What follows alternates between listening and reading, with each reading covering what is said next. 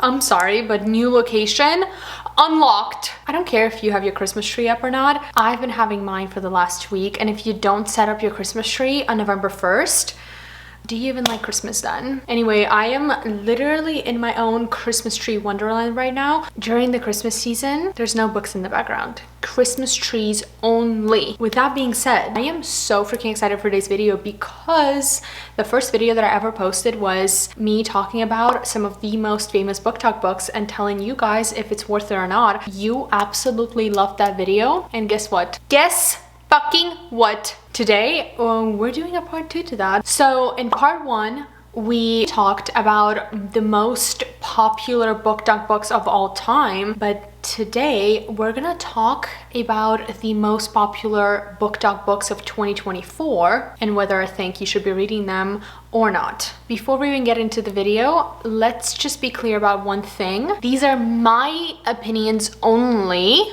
If you love the book, good for you. If you absolutely hated the book I love, also good for you. Book opinions are subjective, so if I like something that you don't, and if you like something that I don't, it's okay. We could still all be friends. So be nice to me and everybody else in the comments, and without further ado, let's get into today's video.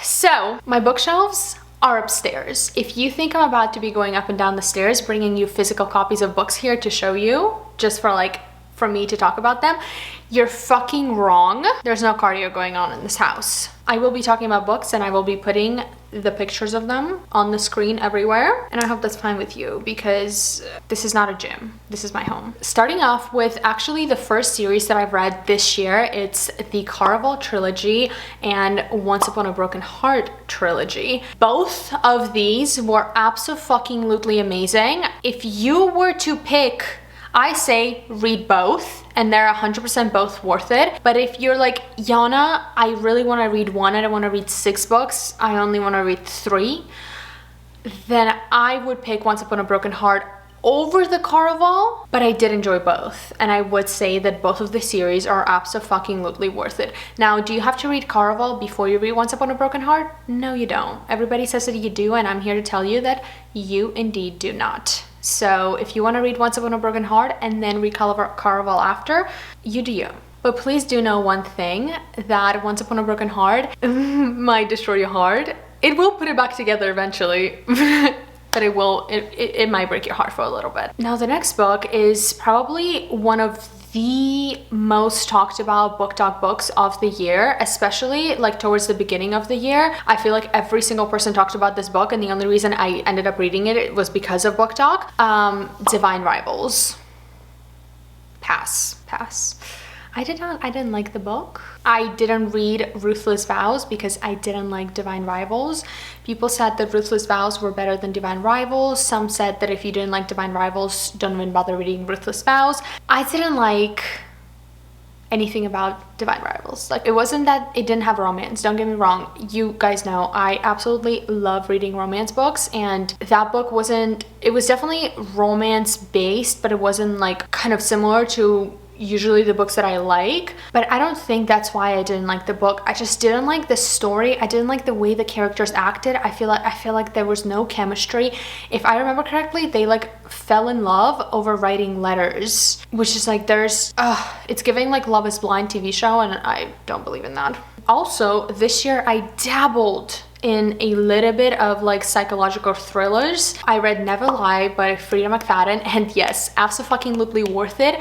Read that book. It's honestly fucking mind-blowing. I'm pretty sure I devoured that book in like 24 hours. I couldn't sleep, eat, or breathe. I needed to know what the fuck was going on. And then right after, I read Silent Patient, which also is like one of the most popular psychological thrillers on Booktok. The Silent Patient was a pass for me. I hated the story. I hated the ending. And look, I need a book to have a closure. That book gave me zero fucking closure. I was left with more answers than I started. Like, I didn't understand why, I didn't understand how, I'm like, for what reason. Like, I had so many fucking questions, and they were all unanswered because the book ended and nobody said anything to me, okay? This next book took me by surprise. Listen, I went into this book because, once again, It was very popular on Booktok. I was like, let me see what the fucking hype is all about. The 7-Year Slip. I thought this book was so fucking cute. Once again, it's not the book that I would think I would enjoy, but I did. I think you should read it. It was so freaking cute. Everything about the book, the way it was set, the writing, the characters, like it was so freaking good.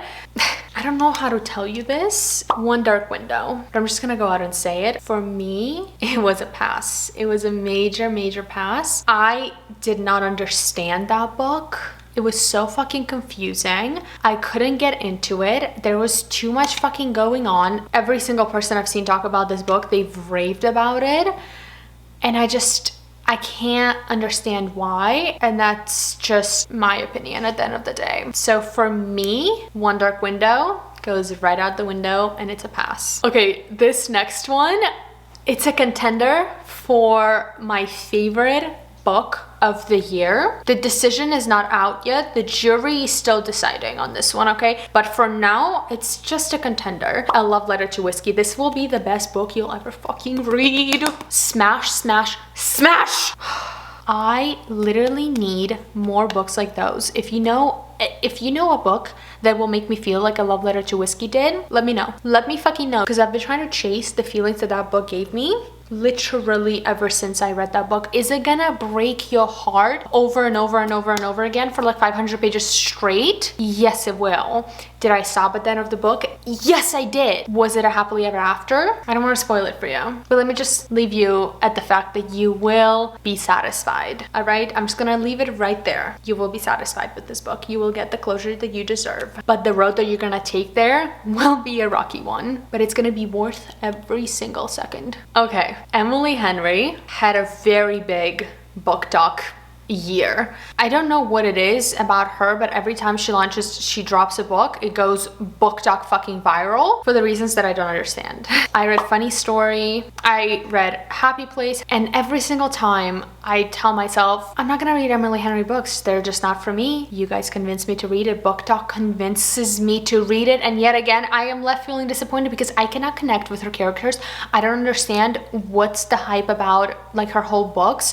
Funny Story was a major pass for me, to the point where I'm gonna go out and say this. If you've read Funny Story and you loved it, good for you. But if you've read Funny Story, you loved it, and you're convinced that the MMC in the Funny Story is like the best book boyfriend you've ever read about, you need to go out and read more books, because that man did the most bare minimum one could possibly do. When I read a book, I need there to be grand gestures. I need there to be fairy tales, okay? I don't read a book to just read about like real life men, okay? I need something more. And this book was just like, not it, so pass. This next one, the third book, comes out literally this week, and I could not be more excited. We have Lightlark and Nightbane, the hardest smash you'll ever see, okay? I'm just gonna leave it at that. Read these books. They're so good. It is a YA, so obviously no spice, but fuck the spice, okay? The story, loved it. The writing, loved it. The little romance that they have in there, didn't like that. But hopefully in the third book, we will resolve the whole triangle situation, and we're just gonna be going down the straight line.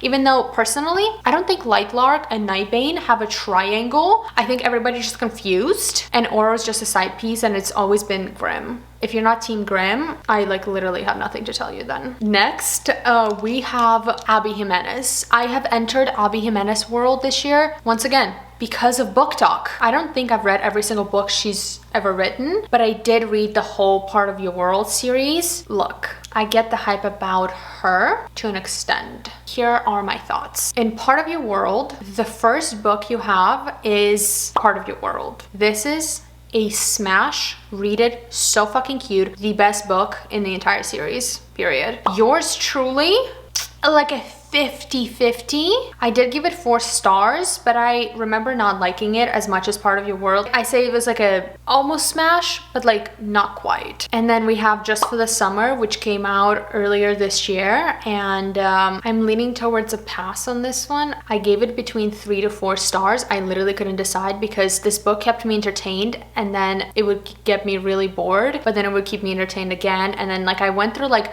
bored, entertained, and it was like all over the the fucking place. So I would say probably pass on that one. Now the next series that we're gonna talk about are the most popular Booktok series of all time. They're like right next to Akatar. Throne of Glass. Throne of fucking Glass. Is it a smash? Yes. It has to be, okay? Like, it has to be a smash. Was the journey a little bit difficult for me? Yeah, it was. At the beginning, it was definitely difficult. Some of the middle books, specifically Tower of Dawn, was the most fucking boring thing I've ever read. But if you do read it in a tandem, Tower of Dawn and Empire of Storms, you will be fine, okay? The whole series as an overall though, story, 5 stars. Characters, 5 stars. But you already knew it. That's not. Ooh, this next one kind of hurt a little bit. First, Butcher and Blackbird went viral last year on TikTok and everybody was talking about it. Everybody was waiting for the second book. And the second book, what did it do? Disappointed. Leather and Lark. No, pass. Pass, pass, pass. Butcher and Blackbird was so much better than Leather and Lark. I didn't like it. Ooh, this next one is another contender for one of the best books of this year. Love Unwritten by Lauren Asher. Yes, yes, yes. So fucking worth it. I devoured that book. I absolutely loved it. I loved the characters. I loved the story. Every single thing about that book was 6 stars for me. Next, we have Assistant to the Villain, which I DNF'd. So you already know how this is gonna go. I DNF'd it at, I wanna say 30 to 40%. According to my Goodreads, I DNF'd it at page 144. I just couldn't get into it. I feel like if I'm not into the book by the page 144, I should just DNF it, because there are books that I'm into them from literally page 1. If we're on page 144 and I'm still not interested in what the fuck y'all gotta say, pass. Also, a lot of people were telling me that like this book was so funny. I didn't read one funny thing about this book. I'm sorry, there was nothing funny about it. Maybe I just didn't get it. That book could have been a right book, wrong time, but we're never gonna find out, because once I DNF it, there's probably no going back. Okay. Look, this next one got me into my first ever Booktok scandal. If you follow me on Booktok, you know. If you found me because of the scandal, welcome. 6 of Crows. Personally, pass. I'm just gonna leave it at that, because we already got into a situation over it once. That's just not my type of book. I'm gonna accept that, and not the type of books I read. That's not the type of books I enjoy. I only read it because I wanted to try something new. You guys recommended it to me and I'm like, okay, let me give it a try. And then I went out and gave my opinion. It got misunderstood and I got slammed for it, which is fine. Don't care. It's still my opinion. I still stand by it. But yeah, some books aren't just meant to be for some people. I like my books a little different. Okay, the next ones, we have the Zodiac Academy. You guys know how I feel about these books. First of all, let me just say, if you haven't read these series yet, I am so jealous. It is not even funny. If you haven't read the series, please, please, please go out and read it, okay? Every single person needs to experience these series at least once in their life. Devoured. I devoured every single fucking book in the series. I'm pretty sure I read the whole series in like less than a month, which is absolutely disgusting because most of the books are like 800 pages, but I lived, breathed, and not slept while I was reading them. And quite frankly, I wouldn't have it any other way. One of the best romantasy series I have ever read in my entire life. These 2 next ones are kind of recent. They're like seasonal reads, kind of. We have the Cinnamon Bun Bookstore and the Pumpkin Spice Cafe. First, let's start with the first book, the Pumpkin Spice Cafe. If you want a book that's gonna feel like a cozy, warm little hug on a rainy fall day, yes, read it. If you want a book that's gonna like literally have action on spice, on story, don't read this book, okay? Like, this is a very much I'm here for the vibes book. This is not I'm here for the plot, for the story book. This is here's your little hug, here's your little palate cleanser, and then we move on. Personally, loved it, devoured it. Now, I read that book and I was like, okay, that was so cute. I need more fall books. Okay, we're still in fall. I understand how that sounds when I have Christmas trees behind me, but let's be real, I read those books when it was fall. November 1st, we have entered Christmas season. I don't make the rules. Cinnamon Bun Bookstore was not a fall book. How do you name something a Cinnamon Bun Bookstore? You put falling leaves on the cover of the book and you make the book be set in the summer. It's a summer romance. And everybody on my Booktok said, well, it ends in fall. Yeah, it ends in fall, okay? I need it to start in fall. If it ends in fall, that does nothing to me, okay? Because I was looking for a fall romance, hence the Cinnamon Bun Bookstore. I was like, okay, here's the vibes. I didn't get that. I didn't get what I ordered, and I was very fucking disappointed. So the Cinnamon Bun Bookstore is a pass. Moving on. Okay, the last series that we're gonna talk about is actually a dark romance series, one of the best dark romance series I've ever read. We have the Dark Verse series. The whole series gets a smash. So fucking worth it. Predator, worth it. The Reaper, worth it. The Emperor, my favorite, so fucking worth it. Then we get to the Finisher, not worth it. That one was a pass for me, didn't like it. And the Annihilator, yes, also worth it. I literally gave 5 stars to 3 out of 4 books. The Predator, the Emperor, and the Annihilator, they all got 5 stars. If you're looking for a good dark romance experience with a story that carries on from book 1 to book 5 and is still not finished, The Syndicator comes out, I believe, next week, and I cannot wait to see how this fucking ends. Anyway, that's honestly all I have. I feel like we talked about a lot of books today, right? I really hope you enjoyed today's video. Once again, please remember that these are just my opinions. They're not right or wrong, but they are right to me, okay? Don't forget to follow me on my Booktok for more day-to-day Booktok content, and also follow me on my Instagram for other things. And yeah, thank you so much for watching this video. I love you, and I will see you in my next one. Bye!